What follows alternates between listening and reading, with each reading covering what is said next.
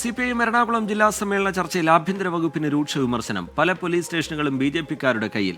പാർട്ടിക്കാർക്ക് police മർദ്ദനമേൽക്കേണ്ട സാഹചര്യമാണ് നിലവിലെന്നും വിമർശനം. വിഷ്ണു സുരേഷ് ചേരുന്നുണ്ട് വിവരങ്ങളുമായി കൊച്ചിയിൽ നിന്ന്. വിശദാംശങ്ങൾ എന്താണ്? വിമർശനം എങ്ങനെയാണ്? കഴിഞ്ഞ സമ്മേളനങ്ങളിലെല്ലാം പ്രത്യേകിച്ച് ജില്ലാ സമ്മേളനമൊക്കെ തന്നെ ആഭ്യന്തര വകുപ്പിനെതിരെ അതിരൂക്ഷ വിമർശനം ഉയർന്നിരുന്നു. അതിലൊരു പടി കൂടി കടന്നാണ് എറണാകുളം ജില്ലാ സമ്മേളനത്തിൽ വിമർശനം ഉയർന്നിരിക്കുന്നത്. പല പോലീസ് സ്റ്റേഷനുകളും കൈയടക്കി വെച്ചിരിക്കുന്നത് BJP-ക്കാർ എന്നാണ് പ്രതികൾ ഉന്നയിച്ചത്. പാർട്ടിക്കാർക്ക് പോലീസ് സ്റ്റേഷനിൽ ചെന്നാൽ മർദ്ദനമേൽക്കേണ്ട സാഹചര്യമാണ്. പാർട്ടിക്കാർ പറയുന്ന പല കാര്യങ്ങൾ അല്ലെങ്കിൽ പല പരാതികൾ പോലും കേൾക്കാൻ പോലീസ് തയ്യാറാകുന്നില്ല. എന്നാൽ ഇതിനെല്ലാം മറുപടിയായി ലഭിച്ചത് ഇങ്ങനെയാണ്.